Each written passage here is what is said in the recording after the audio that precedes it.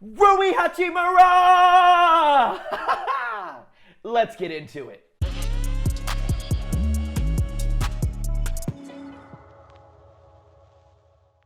What's up, Clipper Nation? I'm your host, Kyle Archer, and welcome to Clippers Covered. I came in hot today, and there's so many reasons why I am pumped about this signing. Before we dive into it, please, the channel's booming, and I'm loving the community that we're creating, so please like and subscribe. Comment down below anything that we talk about or you want to talk about. I'd love to get back to you, keep the conversation flowing around Clipper Nation and the Clipper world. With all these players, it's looking great. I'm loving it. I love this time of year. So let's go right into it. The perfect fit. Rui Hachimura, 2 years, $28 million, second year team option. I don't think the Clippers could have gotten a better deal out of this. Rui took a pay cut, and that is real interesting to me. I don't know why. I don't go too deep into, or at least they didn't go too deep into as to why he took that pay cut. But it wasn't that crazy of a pay cut, but I think as the pacing of his game went, it was a little surprising. But nonetheless, we got a really, really good kind of trial run contract out of Rui, and I think that's why I'm so excited. Per my last video, if you checked it out, we just dropped John Collins. He went to Detroit, and we had a hole in our game for like 3 days. And Rui is so much better than John Collins. He has a couple things that I at least have noticed that are a little similar than good old JC. But man, I'm so excited about Rui. This is going to be awesome. I think he genuinely is the perfect fit for our rotation as of right now. We still have a couple holes that we need to fill, but this is a huge pickup for what we got him for. It's Rui season. The perfect fit. He's a big body moving forward. He has the same build as Brandon Ingram, plus 50 pounds. That's obviously why we have him centered at the 4. I don't think he could push to a 5. I haven't really seen him mess around in the 5 spot too often. I could be wrong, but I haven't seen it. But I think he's a perfect 4 for this team and where he fits into it. Offensively, he's a catch and shoot sniper. If you find him on the weak side, he is a weak side specialist. If we look into the numbers, which we will get into his stats here in a second, in the regular season, he's shooting 40% lights out from the corner and making it happen on that weak side. A single dribble, just catch and shoot. You pass it out, it's pulling up. And when that ball's in the air, I know I just said 40%, but there's like a 50% chance that ball's going in, especially whenever it comes to the playoffs. Playoffs is way ahead of what we're looking at, but I think Rui with this pickup, looking at this rotation right now with the season, everything goes good with Keaton, we're looking at a play-in, but I'll get to the new wave. We're jumping ahead. One thing I love about Rui's game is he is an absolute true 3-level scorer. Look at any of his highlights. Look at his gameplay. Look at anything over the past seasons and his trajectory of where he started with the Rocky coming in, first-round pick, 9th, I believe. Rough start, and every single season he's continued to steadily improve one thing after another. He's one of the players that you can tell he goes in to the gym and works on his game in the offseason. In between the whistles, he's doing what he needs to do to get better at his craft, and that's why I could really appreciate who Rui is as a player. But like I said, a true 3-level scorer, he could be anywhere on the court. He has his spots, one of them being at the baseline jumper, absolutely lethal at the baseline jumper. We're looking at it just around, I think it's just above 60% in the mid-range jumper at that baseline. That's almost guaranteed. It's gonna fall. It will, and it's nothing but net too. It's rare if it goes bouncing around, rubbing around the rim or anything like that. It's falling, and that's something that I like to see as far as consistency goes offensively. He can work in transition, but this is where, no pun intended, transitionally, we segue into kind of his defense. I think his defense has gotten better. I'm not saying that he is an elite defender, but whenever you look at the Lakers and kind of their run, in the playoffs, if you look at their run, I mean specifically with the Rockets and where they went, I know that they really didn't do. They got swept by OKC, but if you look at Rui specifically and single him out, he had a massive win in the postseason. So his defense can use some work, but it's better than what we have, and it's better than what it's been. I think that this is a win defensively for us. We are not a defensive team right now, and I think that this is a step in the right direction. I'm not saying he's the answer defensively. Like I said, he's not an all-star whenever it comes to defense. He's not a defensive specialist, but him being 6'8", around 240, not a lot of people can get around him at all. He's just, he's a truck. That's what he is. But he does tend to lose defensive battles with anybody that's just lighter and shifty. He's not going to keep up. And that's something that I'm going to worry about him. Another thing that I tend to see is that I'm a little nervous about his gameplay is I think that he needs a little bit more, I think he needs to learn the game. I think he needs a little bit more basketball IQ. He seems to get lost in, the moving parts on the court, and that can work against him almost every single time.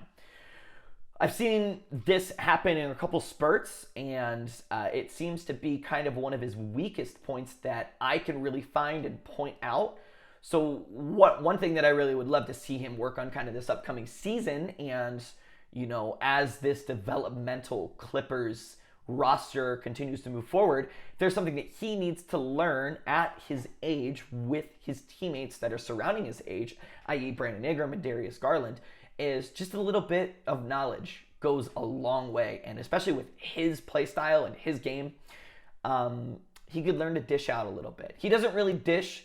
He is the type of player that once the ball gets to him, he might have a 1-2 dribble and he's going to put it up. He's not really fancy. He doesn't really, he's not a playmaker. He is not a playmaker. But he does finish through contact. And that's another thing that I really do love. This is something that the Clippers and the type of player that the Clippers are really going to benefit from. This was a huge pickup right after the hole that we got after John Collins. John Collins was not our answer. I'm beyond excited that he is not moving on with the Clippers and he's with a different team, with Detroit. And I'm so just pumped that Rui filled his shoes. On the Clippers side, that's why. As an NBA fan and also as a Clippers fan, I love the Battle of LA. And this adds so much fuel to that fire. I cannot wait for that first Battle of LA game and just to see what happens. I think that Rui is going to be a type of player this season with kind of the star caliber that's around him, where he's going to have a couple of explosive games. I think that we're going to see consistent numbers where he's at around the 10 to 12. I'd like to see that more, but I think we're going to see around 10 to 12 points per game. But I think that we're going to see, random 30s. I wouldn't put it past for Rui just to come off of like a 35er, here and there. Not consistently, but I wouldn't put it past to see a couple explosive games come out of him.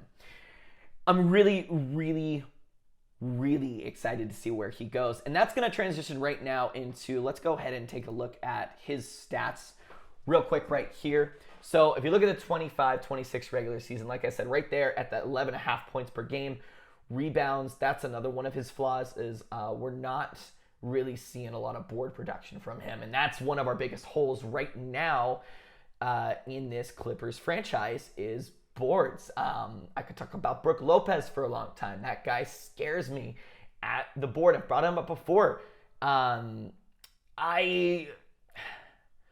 We'll see. We'll see. I'm hoping that we don't keep Brook Lopez for the whole season. If we do, he's not the worst 5 around. We need help. We need help on the board. We need help at the 5 still. Rui comes in and he helps out to a certain degree, but boards are not where this guy is going to be at primarily. Assists, like I said, he doesn't really dish it out. That ball comes to him and it's probably going to stay with him, Unless he really doesn't see it, I think he gets the ball, and wherever he's at on the court with the 3-level scoring, if he's out behind the perimeter, if he's at the baseline, if he's somewhere in the mid-range, if he's in the paint, he dribble, pull up. And it's, I'll be happy if he does it. So that's something that I'm excited to see. Minutes per game, you'll have to see it. I think that this is going to be a guy that might grow to be a frustration too. I think that consistently we're going to want more production out of him than what we're going to be getting. But I think that he's such a good foundational player, and I love the trajectory of his career, and I'm excited to see if that's going to keep going in the right direction. What I absolutely love to see out of this little stat line right here is that true scoring percentage. Look at that. 62% of true scoring percentage. Yes, please. I will take more of that. Free throw percentage, that's okay. Whatever. We're not here for that. But that 3-point percentage, 44%, dangerous. That's why I like to say, if that ball goes up and he's on that weak side screen, or he's on that weak side 3, in the corner anywhere, Darius is rolling a pick and roll and shoots it out to the weak side, and Rui's right there, 50% chance that ball's falling in, and I'll take those odds every single day of the week. You jump ahead to that playoff, and that's really what excites me is in do or die situations. I think that this is going to be a go-to guy in certain moments that we're going to need him. This is going to be the guy that in the middle of the game, we're going to keep asking, why aren't you doing more? Where are you at? Are you even playing the game? What are you doing? But whenever it comes to crunch time, he's going to come out of nowhere and hit those game-winning shots that are going to keep his name in this franchise. And that's what I'm excited to see in this upcoming season with him. But almost every single stat, let me double check that. You know what? Let me just go ahead and say that. Every single stat at this baseline improves in the playoffs. This guy was lights out in the postseason. Like I said, if you look at that OKC run, 25 points, 21 points, 16 points, 18 points. Houston, 21 points. Rebounds were even up a little bit. I still want those up to be more. Assists were even up. This dude was starting to kind of dish it out a little bit. 3 points made. 4, 5, 4, 3, 5. Rui. What more could you ask for? I'm pumped. This is such a good pickup. Really, this jumps to the next quickest point. Less pressure, more impact. This is going to put so much less pressure on Darius Garland, Brandon Ingram, Keaton Wagler. So much less pressure on the guys that we need to score to, Because Brandon Ingram come in. Watch my last episode. That was without Rui. That was a John Collins-less Brandon Ingram episode. So we were still missing a hole, and it felt like we weren't going to get somebody too crazy to fill his shoes. Now, I don't think that Rui is somebody that's too crazy, but this might be a perfect signing for what we got. This is such a win-win. And like I said, that battle for LA, man, this is exciting. The new wave, what's next? This almost solidified this team to be a play-in team, which is fine. If we best case scenario, the high ceiling, I would love one series. I don't care if we're a first round exit. We're not supposed to be in the playoffs at all with the roster that we got coming up. But if we can squeeze at least one playoff round in just to give these guys some do or die level experience, that is going to do numbers for the 27-28 season. This is a look ahead season. This is a developmental season. But let's have some fun while we're here, you know? And that's what I think Rui really brings to the table and is going to make us way more competitive than where we were sitting at hours ago, days ago. So the new wave, there's a couple rumors up there. We could be looking at Peyton. I'd love Peyton. We'll see if that happens. And Benedict Mathurin, right? He's still on the table. There's not really any talks or heat spicing up with Benny Math, but man, I'd love to see that man still here. If Benedict Mathurin comes in, that's a whole another game changer, and I think that's gonna make just this team way more exciting. I hope that they can pull through. I think with this deal and this contract with Rui, I think that opens up a huge door for Benedict Mathurin. And I think that opens up still a huge door for one more signing that we're not ready for. Maybe it is Peyton. Maybe it's I don't know. I know DeMar DeRozan just got off the chopping block. Would I love DeMar DeRozan? Yes. Do I think it's going to happen? Absolutely not. I'm not going to talk too much on Peyton because there's a couple teams hunting for him. The Lakers are looking rough right now. Sure, they still got Luka. I get that. But yeah, they're gonna need some love, and maybe they're gonna try to get a good push. I'd love for him to land here, but I really want to focus our insights on Benedict Mathurin and make sure we really get him. If he goes, that's gonna be a rough one, but we'll be all right. So the new wave, we're making waves, and this is the new wave that we have made. Rui, welcome to the Clippers, and I believe that Clipper Nation is fully ready to bring you into this city and into it dome with open arms. I cannot wait for this upcoming season. Summer League just around the corner to see how our draft picks start making it work at an NBA level.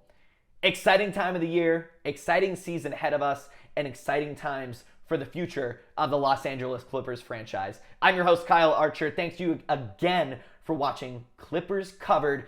Please make sure to hit that like and subscribe button. Let's try to make it to 100 subs before the first game of Summer League. That'd be awesome for me.